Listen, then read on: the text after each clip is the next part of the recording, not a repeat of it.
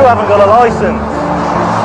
Well, why are you driving? Tonight, the motorway cops are getting tough. Not good enough, my friend, not good enough. With drivers who break the law. So you're responsible for the weight and what's in the back of it? And who try to get away with it. I just forgot. You don't just forget. I have some. Lucas, you don't just forget. As rescue crews battle to save lives. The patient in the car has got possible neck back injuries. And keep the traffic moving. The public love it, really. There's so much to moan about when they get home. And the tragic results of one momentary lapse of concentration. A lot of deformation to the car that completely crushed in. If you switch off just for a second whilst at the wheel of a heavy goods vehicle, then the consequences can be fatal.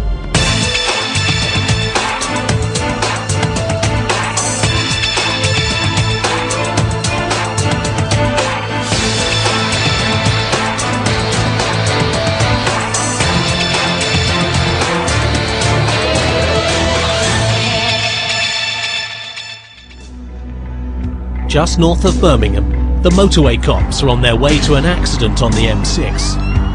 On to this RTC that we're going to at Hilton. Can you just confirm the highways are en route over? PC's Paul Clackett and Helen Reynolds have been told there's at least one casualty. When you hear the word injury, you start thinking, I hope it's not too bad, but you've got to be prepared for the worst. Oh, he's just looked in his mirror. Oh, there's a surprise. But inattentive drivers are getting in their way. I find it incredible that despite being lit up like a Christmas tree, motorists still fail to see us, they still fail to look in the mirrors. 3 mirrors and they just don't use them. It's extremely frustrating. As they approach the accident scene, the traffic has been brought to a standstill. Oh dear, oh dear, oh dear. The outside lane has already been coned off. It's clear this is a major accident. There were 3 vehicles in lane 3. The rear vehicle, which was a tipper, had run into the back of a blue sports car, which had then been pushed into another vehicle in front of it. A woman driver of the car is injured and causing concern to the motorway cops. The lady in the car appeared to be injured and trapped in the car, so I went to her and made sure that she wasn't too distressed and tried to put her mind at rest. Yes, the fire brigade can get this roof off this car. Yeah, we can do. No, that's fine, that'll do us. Okay, we'll let the ambulance people treat you now, alright. The patient in the car has got possible neck back injuries, so they've requested the fire brigade to remove the roof, turn it into a convertible, basically so she can be extracted safely without causing any more injury. I'm basically talking to the driver at the front in the pickup. This car's stationary, and it looks like a momentary lapse in concentration from the rear driver. He's braked, skidded, and rear-ended them. You're the driver, aren't you? Can you just come down? PC Reynolds needs to question the driver of the lorry who ran into the back of the car. Drivers of big vehicles and a momentary lapse in concentration is a lethal cocktail. Take some details off you. They're travelling same sort of speeds as cars, but they have to give themselves larger distances to brake. Can you just tell me what happened? I'm just going to jot it Can't down. really tell you. We just looked up and everything had just stopped. So Just following the flow of traffic, which wasn't going fast anyway. The fire brigade have just arrived with the vital equipment needed to cut the woman free of the wreckage. With these sort of injuries, it's just a matter of there's possible neck and back injuries, so they have to look at the worst scenario, and to get her out with the roof on, they start to have to twist her and do things like that, which they don't want her to do if she has got back or neck injuries, because it would only worsen it. So to be safe, the car's a write-off, so they'll take the roof off, and then they can get her out without twisting her. We've got 2 crews, one each side doing that. The A-post is being done both sides now. We've cut the windscreen across with the glass management saw. The roof will go off now, all in one. Taking the roof off is the easy part. Moving the injured woman is a much more delicate job. The ambulance crew had to be very careful in extracting the lady because there was a possible spinal injury. They needed to get the board in behind her so she could be put on it with as little movement as possible to her back. So the only way that could be done is by taking the roof off, and slowly she was pulled up onto the board, keeping her spine as straight and as immobile as possible. While the medics work out how to move her safely, the cops have a different problem: dealing with inquisitive motorists. People want to have a look, see what's going on. They don't realise that they could be slowing down and having a 44 tonner up the back end. But as soon as you put a uniform in front of them, start waving their arm, they all speed up because they know they'll get shouted at. See, if you look at it now, it's going slow.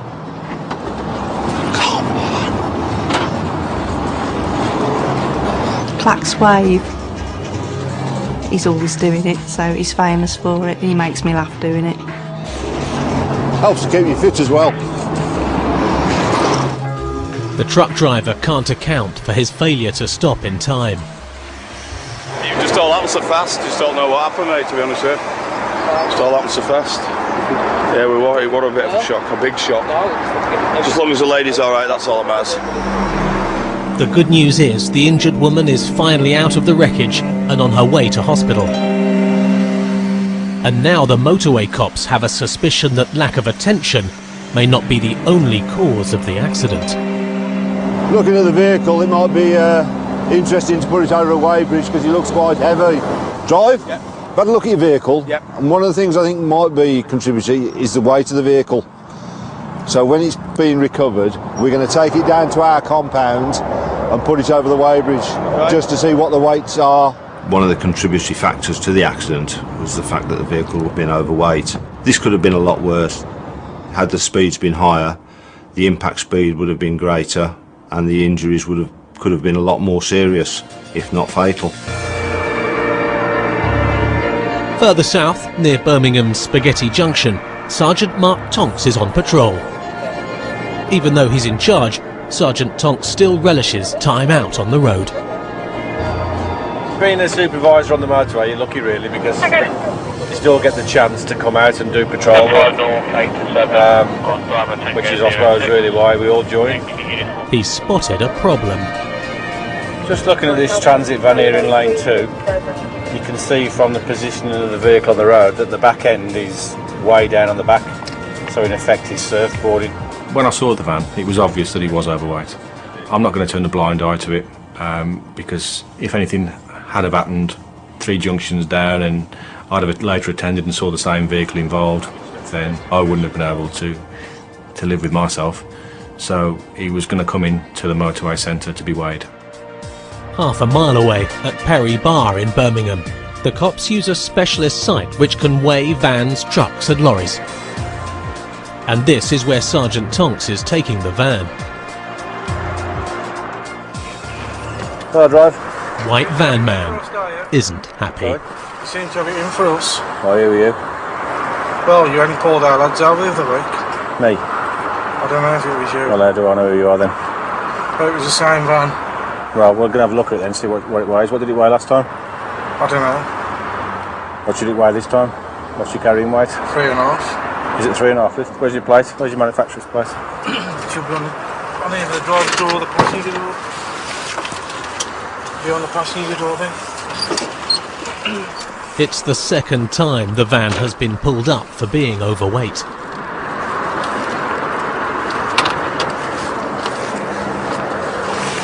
So why have we got it in for you then? If you look overweight, then you're always going to get pulled in. Oh. And you've only got to look at this van and see how it's surfing at the back to suggest that it possibly is overweight. So if you're going to carry on loading like this, you will get pulled in. Yeah, I think it shouldn't be overweight. Well, if you're saying shouldn't be, you should know. You're the driver, you're responsible, so it's all right sitting there moaning, saying, well, hang on. How do you think, how am I going to weigh you on a bridge? You're the driver, you're responsible, so you should know what the vehicle can carry. Well, if you know what I'm saying, no point sitting there whinging. If your vehicle's underweight, then fine, but if it's overweight and it's involved in an accident, and if it goes to the nth degree where somebody's killed as a result of an overweight vehicle... Or could cause an accident at the end of the day. Exactly, yeah. And if you can live with that, then it's on your conscience. So you're the driver, so you're responsible for the weight and what's in the back of it. Well, it shouldn't be either way. Well, the only one way we've got to find it out is particularly on the scales. Or the myth that people have with vans of, say, up to 3.5 ton transit type vans, they think that they can carry 3.5 ton in payload, when in reality it's 3.5 ton gross weight. That's the load, the van, the fuel, them, and everything. Now PC Dave Gaunt is coming to help weigh the van. The manufacturers provide a maximum weight for the vehicle and the axles, because any further weight to those axles could potentially cause strain and cause them to fail. It affects your braking, your steering. You are over, mate. Not by a great deal, but we're just going to work it out as a percentage and then that'll tell us what we're going to do with it. 13.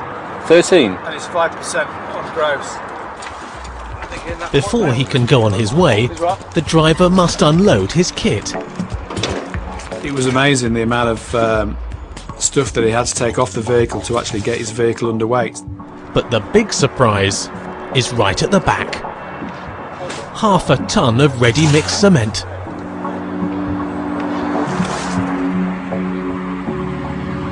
Two barrows of cement later, the van is ready to be tested again. That's fine. You're okay at that. Just don't chuck anything else on there while we've gone. Third time lucky. Third time lucky.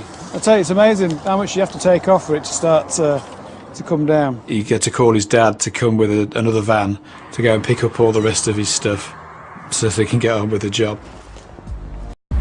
Back on the M6, PC's Richard Elliott and Stuart Bullard are out in the unmarked car on the lookout for other drivers who ignore the rules of the road. PC Elliott has spotted an all too familiar problem up ahead. No seatbelt on this Chinese gent. See if the passenger is now. No, passenger's not either. Neither of them are wearing seatbelts. Little Hyundai.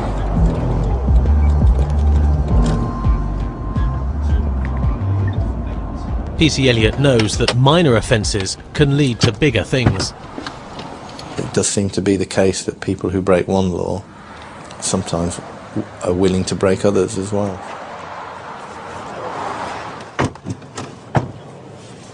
We stopped you because you're travelling up the M6 northbound, obviously, not wearing your seatbelt. Is there any reason why you're not wearing your seatbelt? Well, the weather is a bit hot. Yeah, alright. Have you got your driving licence with you? No. No, okay. You're not exempt from wearing your seatbelt for any reason? There's no medical reason why you can't wear it, or...? The cops are checking his insurance and his driving documents. What insurance are you driving on? Churchill. Sorry? Churchill. Churchill. Right. You say you have a Chinese licence? Yeah. Have you changed that for a provisional in this country? I applied a provisional. Right. Do you have it at home or not? No. I think I lost it already. While PC Elliott checks out the passenger, PC Bullard has just received information about the man's licence. It would appear that your driving licence, your provisional one, has expired. So it's like... You can't use your Chinese licence here. Do you have a... I applied one. You've got a learner licence, provisional. But the passenger can't drive the car either. Okay. Having established that he's got no licence, no insurance, then the next thing I'm going to do is seize the vehicle.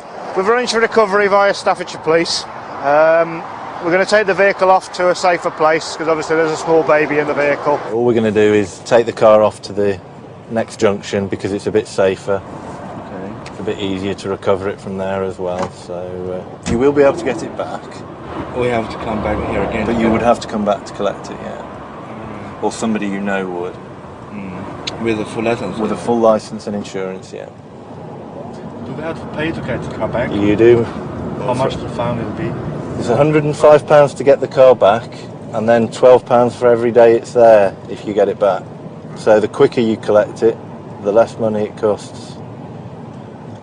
It's not designed to be a punishment, the recovery fee, but in some respects it is a punishment to some sort, and you know that that person has been inconvenienced. PC Elliott has arranged for the recovery truck to give them a lift into town. Their child seat comes off anyway, so proper child seat.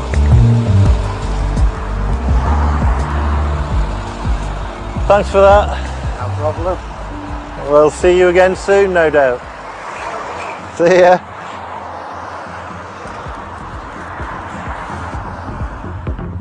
"10 miles south, there's a much more immediate problem for the motorway cops. It's causing the motorway network around Birmingham to come to a halt. A lorry has shed its load of steel coils, each one weighing more than 2 tons. 2 lanes of the motorway have been closed to traffic just in case more coils fall from the lorry. The situation is so serious that Sergeant Mark Tonks is on his way there. This is the steel coils at junction 9 of us. But the accident is not the only problem Sergeant Tonks has to sort out. The fire brigade have arrived to help move the 2-ton coils, but they aren't seeing eye to eye with the Highways Agency. Yeah, the Highways have problems with the fire chief. He's overruling them at the scene, saying that he's in charge, and until the police come take the scene off him, he'll be closing the motorway when he wants to over. There was some debate going on between the fire service that was in attendance and the Highways Agency who had their crews on scene. As you can see, it's all 3 lanes that are stationary, but for some reason the fire brigade have closed junction 9. The Highways want to keep the motorway flowing. Fire commander had said he wanted a total closure. I was a supervisor for that section of motorway, so we went and tried to sort it out. But getting through the traffic is Sergeant Tonks' immediate concern. Everywhere on the network, basically, was starting to grind to a halt, all because of this one incident.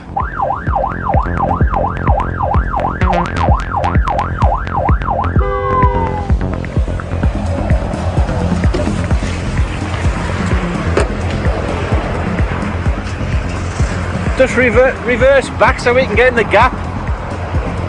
Reverse back. Go back a little bit.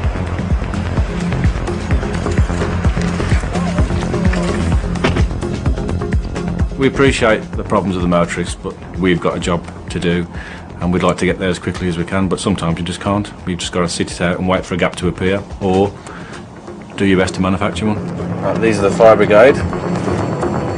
They're various specialist vehicles. So what we've got to go and try and find is a fireman with a white hat, and then find out why. Fire brigade always wear yellow hats. Their gaffer will always wear a white hat. So it's the white hat that we go for to speak to.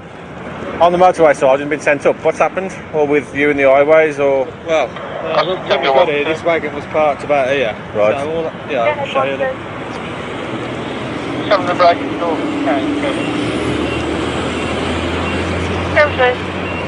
All those rolls are hanging off quite precariously, so right, yeah, they weigh 2.1 tonnes each. Yeah. Plus when the banding comes undone, they spring out 200 metres. Yeah, we don't want that, do we? So we had traffic going past, so I stopped the traffic. Okay. I've got the wagon moved off here to put it in a bit of a better position, so they weren't so precarious. And at the moment we just basically what I'm trying to do is counter the load. When we put one on, we take one off to one side. Yeah. You know what I mean? But my worry is that 2.1 tonnes, there's one there about to roll off, you see. My worry is if he does, there's traffic going past here, it's just going to write off the car completely. Fair enough. At the end of the day, you can override me, but... No, I'm happy with that. Because if they do go, they'll go. I agreed with the fire brigade that lane 3 would stay shut. Had we allowed lane 3 to run, no doubt we'd have pleased hundreds of members of the public by letting them get through and continue with their journey. But had one coil gone twang and the coil gone across, and it would have penetrated a car, and had it severed potentially somebody's head, and we overruled the highways and said no, it'll stay shut, because the potential for a fatality was greater. Thousands of motorists are stuck in the tailback simply because the steel coils have not been loaded correctly. They should be stacked face down, but they stacked them like this. Stacked them in a rock and roll? Apparently a white transit pulled in front of him and he had to slam on his anchors, and caused them to move. That went forward. If they were stacked flat, perhaps they wouldn't have fell off. The northbound carriageway remains closed while the whole load is taken off and restacked correctly, no matter how long it takes. I said, how long's a piece of string? And he said, probably, yeah, how long's a piece of metal? And he said, probably 30 minutes. So, yeah, we'll stay here just to keep the peace, basically. If it was my first incident on the motorway and the fire brigade commander had said this is going to take 30 minutes, I'd have said yes, okay, it's 30 minutes, and believed him. But being up here off and on since 1994, it's never been the case. If they say 30 minutes, you can guarantee it's going to be a minimum of 60 minutes. This section of the M6 is known as the busiest junction in Europe. Junction sort of 8 to 10. It's always heavily congested, for the reason being, just behind me there you've got the link to the M5, which is the start of the southbound carriageway. So this section of motorway, in theory, you've got 6 lanes of motorway coming into sort of one part, in effect. It even gets congested there where vehicles are meant to be leaving the M6. So he couldn't have picked a worse place really to lose his load. Have you got somebody down at junction 9? But Sergeant Tonks has come up with a plan to clear the traffic. So let's get them people off. Okay. And then it at least looks like we're doing something. Okay, no problem. Have you got enough resources? Everybody's primary concern is make sure everybody goes home at the end of the day, including the public, and if that means them sitting there for 60 minutes rather than 30, then that's how long they'll sit there for. What they're doing here now, they're going to reverse the traffic from the front of the queue and send them back off at junction 9 to try and make their way wherever they've got to be through the trunk roads. It'd be boring, wouldn't it, if it kept running every day? The public love it, really. There's something to moan about when they get home. There you say, what are the police doing? They're going to catch some robbers, burglars, muggers and rapists. More than 2 hours later, the lorry and the coils are nearly ready to be moved off the motorway. So once that one's off, you're happy? I'm happy, yeah. I'm happy none of them are going to roll into the carriageway. What, it took 2.5 hours? So there's going to be a lot of frustrated motorists in the tarmac. And no doubt when they all go past us up there, they'll have a few choice words to say to us. Once the incident's cleared, the after effect is massive. The motorway is a domino effect. It will just keep snaking back and snaking back and snaking back. And it will carry on for hours after. It's not only badly loaded lorries which are a danger to motorists. Many accidents are caused by drivers falling asleep at the wheel. Truckers can only drive for a maximum of 9 hours a day. Most stick to the rules. The ones that don't are hunted down by PC Angus Nairn.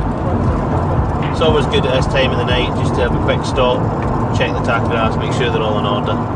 PC Nairn drove lorries for 20 years before he became a motorway cop, so he knows what to look out for. People would say that it's a case of poacher turned gamekeeper, but then again, you've got to know one to be one. And he knows the best time to catch them. It's now almost just gone 10 to 6 at night. These drivers are more than likely to have started 12 hours ago. Up ahead are 2 likely contenders. I've stopped them before and have found offences on them. So it's always good to check up and just make sure that they are complying.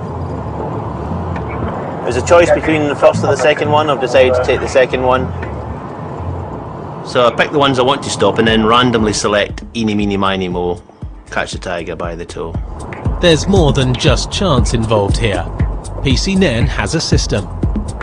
People I go for, the ones that are paid by the mile, because they're going to do as many miles in a day as they can possibly get in, so they can get paid more. And for the ones that are paid by the load, because if they can get an extra load done in a week, or an extra 2 loads, then they're making more money. Good afternoon, driver. Oh, where are you off to? sorry? Where are you off to? You speak English? Yes, I speak English, but I have Wait, yeah, strong accent. What have you got on board? Sand. Sand, okay. Quick check of your tachograph, please. Good man, thank you. The tachograph is a recording device that records the amount of driving, the speed of the vehicle and the distance travelled. Today's tachograph seems to be in order. But PC Nairn is digging a little deeper. What have you got for yesterday's charts? No charts yesterday. We are driving mostly, we are carrying a bone meal, so we are using a logbook. Where's your logbook? Is it here? Some lorry loads don't require the driver's hours to be monitored by a tachograph. But drivers still have to write down their hours in a logbook. A lot of them try to use the logbook as an exemption, and unless you are up to date with trucks, logbooks, prohibitions, etc., then they would get away with it. But they don't when it's me involved. Oh, fuck. I didn't fill it. No, you didn't fill it in, did you? I was supposed to do that. Yeah. How often are you supposed to do it when you're using a logbook? Excuse me? When should you start to fill in the details in the logbook? I should start on Monday. Yeah, and why haven't you? I just forgot. No good enough excuse, young man. No, I'm telling the truth. Of course, it's my fault. I agree on that, but do you know how many times people say that I'm telling the truth? yes, I know. And for every time that was said to me, if I get a pound, I'd be a rich man by now. And do you know how many times that I prove people are not telling the truth? Probably many yeah. times, And I give them chance after chance after chance, and you can tell straight away when they're telling you porky pies, and they only go so far, and that's it. We're not doing too well, are we? On the honesty front, are we? Excuse me? You're not doing too well in the honest department. Now PC Nairn has his tiger by the tail. I'm not happy that you still haven't produced a chart for yesterday. I just forgot. You don't just forget. I have some. Lucas, you don't just forget, right? Come and you can see it in my big car. The driver could have made it a lot easier for himself if at the start, when I first spoke to him, he was honest and admitted exactly what he'd been doing. There's going to be a slight problem here. Because of the fact you're Polish and you're from Southern Ireland, then you've got to be put before the courts because you'll be reported for the offence. The offence of failing to keep records, failing to take a daily rest period, failing to take a weekly rest period. The company is registered in Northern Ireland, which is a part of Great Britain. Your address is in the south, that's what you're telling me. No, it's in the north. But you're Polish and you're going back home in 2 weeks. How do I know you're going to come back to this country? I'm not going back to this country. You're not? No. Well, in that case, I have to deal with you today. So if that's the situation, you're under arrest under Section 24 of the Police and Criminal Evidence Act. By the time he'd mentioned that he was going back to Poland, my mind had been made up he was going to be arrested and taken to the police station, where he could be interviewed. I came here just to search for a better life, and now you're saying I'm under arrest. Yeah. I've never been arrested. This is the situation. Do you know what they say? There's always a first time for everything. Yes. Isn't there? A lot of drivers, foreign drivers, they tend to come across to the UK and Ireland, as they say, to make a better living. But all they're really doing is coming across here for several months, making as much money as they can for driving as many hours as they can, and then going back home. You tell me you've never done this before then? No. Somehow I find that hard to believe. I've been stopped. Yeah, I can imagine you've been stopped, and you flash the logbook and you say, hey, logbook, because I'm carrying bone meal. Yeah. This is my second week. You have to get up early in the morning before you can beat me with that excuse. Have you been in trouble in the UK before? No. No. Once I get the bit between my teeth, then I don't like to let go until I've exhausted all avenues and either got to the bottom of what it is that I'm doing or had a result positively or even negatively. Whether they're Polish, English, Scottish, Irish, German, doesn't really matter. The European rules and regulations are there for the whole lot to comply with, and I make sure they do. The Polish driver will have more explaining to do at the police station. On the M6, 40 miles north, PC's Richard Elliott and Stuart Bullard are watching out for more rule breakers. DGO2. The number plate on this car seems familiar. So who's driving it then? It was a bloke driving it. You can never predict when something's going to happen, and quite often it will be at the point you least expect it to. She's in the passenger seat. You're not going to believe this, mate. Who's driving again? The man they stopped from driving just 3 hours ago is back at the wheel. Unbelievable. He looked like a man who'd found a penny and lost a pound. Where have you suddenly found a licence from? We got a friend from Loughborough, you know. Yeah. You haven't got a licence. Well... Why are you driving? Not good enough, my friend, not good enough. Come and sit down. Yeah. Come sit down. I think he just basically accepted his fate at that point.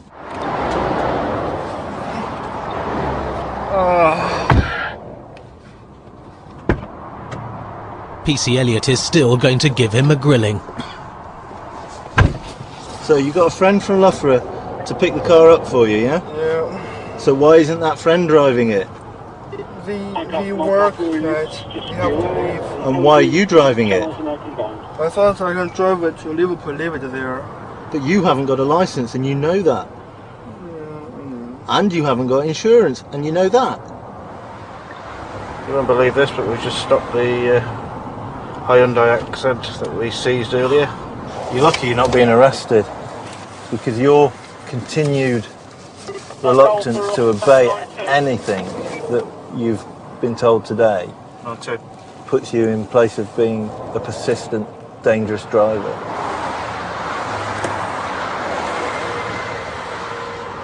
We're going to take the car up to junction 15 because we stopped in front of it. There's a young kid in the back not happy about being here, so we'll take it up to 15, we'll get it recovered again and report him again. There's not much point in arresting him, it's not going to achieve anything, but the court file will be a bit heavier now, I think. So we'll go and get the vehicle, I'll move the vehicle off up to the next junction, and we'll sort out the paperwork again. It's going to be an expensive old day for him. People who drive without documents have no reason to obey other laws as well, and you do find, I don't know how true it is, but statistically they are supposed to be involved in a higher amount of collisions and other things. Once off the motorway, the man and his family are free to go. I'm a motorway cop with a heart, but not this time. My heart's gone. He knew he didn't have a licence, he knew he didn't have insurance. Just what have you got to do to make somebody understand that they can't do it? Oh, we even took his car and that had no effect. But it is the first time that's happened to me so quickly. Somebody come past me within a few hours. It normally takes them days just to sort out getting a friend up, but considering he's so far away from home, it's a shame he's not quite so resourceful with actually getting himself legal. Yeah, if you walk that way and turn the corner, there's a hotel. I don't feel mean, I don't feel wicked. I feel sorry for the little boy, but that's about it. This is one for the memoirs, I think, if I could ever be bothered to sit down and write them.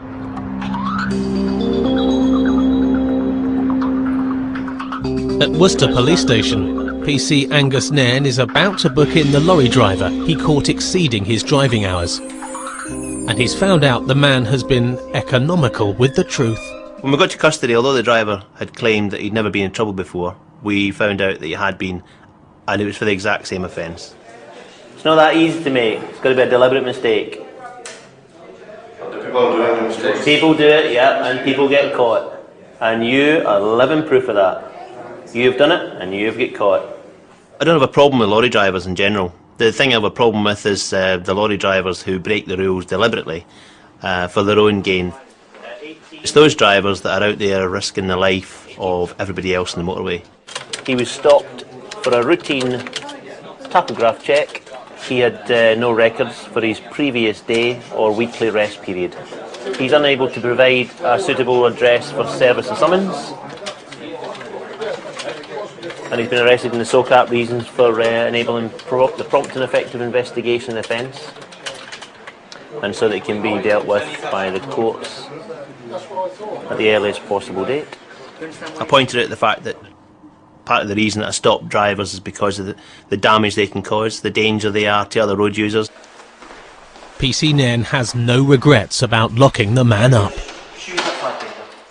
If he was to be allowed to carry on, there's no saying, you know, he could fall asleep in an hour. He could continue driving for the next 6 hours. But there could be one of these days where he drives in excess of these hours that he's supposed to, doesn't have enough rest, and then he just needs to nod off,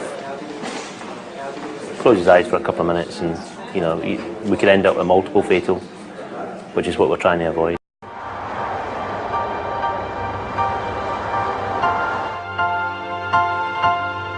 As night falls across the motorway network, some lorry drivers park up to rest, while others use this time to take advantage of the quieter roads. On the M62 near Hull, traffic cops Sergeant Rob Massingham and PC Simon Carlisle from Humberside Police are receiving reports of a major accident. Only 4 vehicles involved. A multiple pile-up involving an HGV is their worst nightmare. The report came in, there was a lorry involved, there were casualties, some of them serious, and that there were children in the carriageway, and you're thinking worst case scenario really. The ones that I find the worst ones are the ones where you're not expecting it and you just come across it. At least when you've been sent and you know you've got several vehicles and people trapped, I think you condition your mind to what you're about to see. When you hear that a lorry's been involved in a collision, particularly on the motorway, where speed can be involved, due to the size and weight of a lorry, obviously you're immediately concerned in case people have been killed. Watch for cones on the hard shoulder due to the lane closure. Sirens on. Sirens on. XH Charlie Sierra 81 just negotiating the tailback now. Yes, I can tell you that there is standing traffic on all lanes. There is a total closure on with emergency vehicles that were on scene. I was getting feedback over the radio as to the extent of the collision and the fact that all 3 lanes were blocked. Do you want to shut it then? Yeah, just get it shut. Yeah, from Charlie Sierra 81 then, can we shut the motorway at junction 36, and can we have a ghoul unit, if there are any, to shut the on-slip over? It was obvious to me I was going to have to shut the road from a safety perspective to ensure that we didn't have any other collisions as a result of what had already happened. Right. We'll go and find out what the score is and then we'll work on road closures from... Yeah. Challenger 03, just confirm the location of where I'm the only one available. Fire brigade were already on scene, so the scene was well lit. There were people everywhere, and debris and cars all over the place. My first priority is casualties. Where are they? Are there any that aren't accounted for? In lane 2, a team of firefighters are trying to free a man from his overturned car. We'll talk about a golden hour. Last thing we wanted to do was to get in the way of ambulance and fire brigade as they struggled to release a gentleman from his vehicle. He's not the only casualty. A 37-year-old woman and a young man have been killed. Jamie's behind me, he's the one sat down, so he's the guy that you might want to talk to. Incredibly, a 15-year-old passenger, Jamie, has survived. He's going to be around. If you need anything, give us a shout. Yeah, okay? I will do. I'll leave your lads to just do what they've got to do. Once they get sorted out, I'll come and have a chat with you. Lovely. Is it Rob? Rob, okay, yeah. We'll speak all right. to you in a minute, Okay, Rob. Tom, cheers. When I hear there are fatalities, the main feeling is one of sadness, and from having done this job quite a long time, the fact that more than likely it would have been preventable. This kid here is out, I believe, the back car down there. I saw paramedics with a young lad. He had blood streaming from his face. He might not know they're dead yet, but can we get his details and the details of anybody who's in the car with him? All right. Right, is that where the two deceased are in his car? Yeah, so it could be Auntie or something else. So. I wanted to make sure he got off into an ambulance and really try and establish the identity of who else was in the car. Who were you in the car with? My mum and my cousin, I think. Your mum and your cousin? He was obviously very, very shaken, very stuttery and very difficult to get information from. Where do you live, Jamie? Jamie is still unaware that his mum and his cousin have died. The kid from the car, the survivor in the car, has gone to Doncaster Hospital. He's going to want an FLO. Yeah. So can I leave you to get on to comms with regards to sorting out FLOs for us? Yeah. We're going to need... It's all the same family in the car, for the two in the car. We're going to want another two. We're going to want four. If you can get me four. Once I was aware that there were confirmed fatalities, we require family liaison officers, who are specially trained officers, who will deal with the families of the deceased. Sergeant Massingham tries to piece together exactly what has happened. It's a little bit unclear at the moment, but I think what we've got is we've had traffic stationary in lanes 1 and 2. I believe due to a minor accident on the M18. It looks like a lorry has failed to see that the traffic's been stationary, it's come down, ploughed into the back of the rear vehicle and then caused a domino effect, shunting it into about 6 other vehicles. One vehicle has gone down the embankment and we know that we've got 2 fatalities in that one. We've got 1 person currently in lane 2, a vehicle that's overturned, trapped, and they're being released. We're not sure of their injuries at the moment. And then we've got 7 or 8 other ones with walking wounded, really, minor injuries. And obviously we've got traffic chaos, so at the moment it's just trying to establish who's from what vehicle. Ambulance needs to go. Do you need to mark it at all before we move it? Have you got any chalk on you? I haven't got the camera. PC Carlisle now turns his attention to the investigation which will follow. I actually saw what happened, if you want to... If you wouldn't mind, just giving me a brief overview. What do you say, sir? I was in a queue of traffic here, that's my car on the outside lane there. I was in a queue of traffic. I'd heard that there was an accident on the M18, so I was queuing to get off the slip road. I looked in my rearview mirror, so I thought, I'll go down to the A1 and put down that one. So I looked in my rearview mirror to pull out into the middle lane, and if I hadn't have done, that'd have been me. Because I pulled out, and that lorry there was coming like, he was coming like shit. He was going at a right speed. Obviously he wasn't concentrating on what was happening. He just ploughed straight into the back of these cars. He was probably our best witness. From an evidential point of view, you couldn't have been any closer, but from a human point of view, he was seconds from losing his own life. We've got a good few witness statements from, sort of 5 to 10 cars back, especially in lane 3. In the offside mirror, I saw a car spinning around and one going onto its roof, and saw the cars coming out at angles, and then this lad called Dave, in a lot of pain and writhing around. I just tried to calm him down, and so I didn't know what to do. I says, "Are you where you're at? It's just my chest." And he was obviously conscious who were talking to me. I just cradled his head and just got him to just relax and try and get comfy as he could in his car, Dave, the badly injured man trapped in his car, has finally been freed by firefighters. The occupant from Foxtrot Victor 02, Victor Tango Delta, has now been released from the vehicle and is going to Doncaster Hospital with serious life-threatening injuries. What age have we got from them? I'm not sure. It's internal serious life-threatening to Doncaster. Just updating the log. From that one. Now the injured are dealt with, Sergeant Massingham must decide how to move Jamie's mum and his cousin. At the scene, if we have fatalities, then they're treated with the utmost respect, but ultimately our initial and main concern has got to be with those whose lives we may well be able to save. Can someone just put the light on the female, please? Right. Yeah. If you look at the lad in the back there, it's coming on. you're going to need us to cut him out. Yeah, no, we'll go with your plan of we'll get it recovered.